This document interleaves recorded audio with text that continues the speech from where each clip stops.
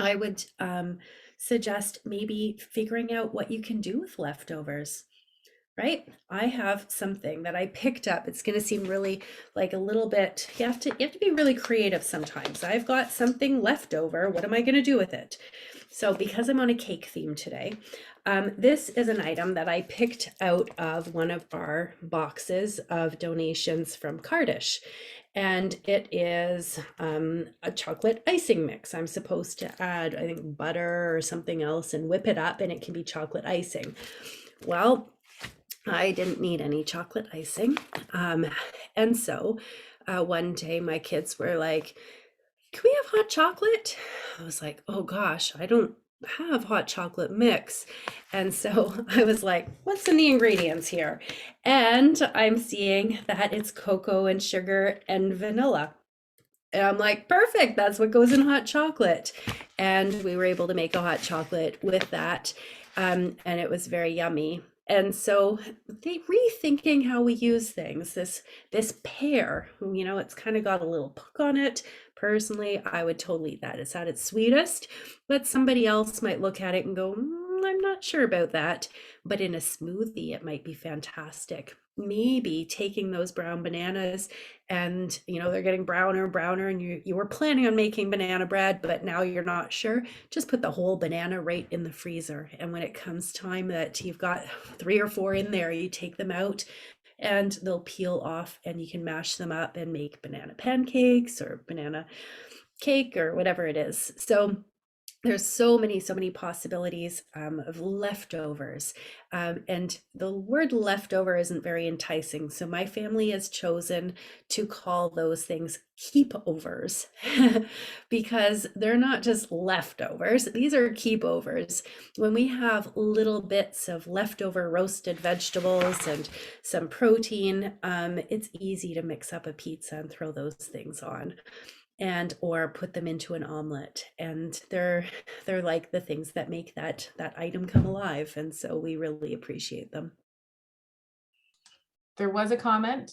Our neighborhood is actually quite good with using the green bins, community gardens, and compost. Morgan's Grant, Canada. Yay. Yeah. So Super. one thought I had on that, I can share a couple, like I'll put together a couple stats and some videos. I've seen amazing videos. And maybe Sherry, I know before you were saying like a contest is always something the kids like. Maybe there's like a poster making campaign that if kids want to, put these stats somehow and do an awareness campaign around the school, that could be one thing.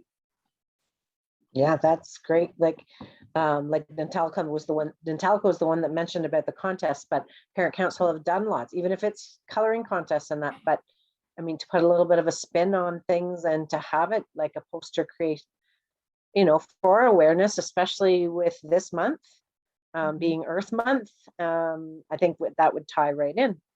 Yeah. So a nice video explaining why we want to compost, because if we don't, it, increases climate change. And here's some posters, a poster contest.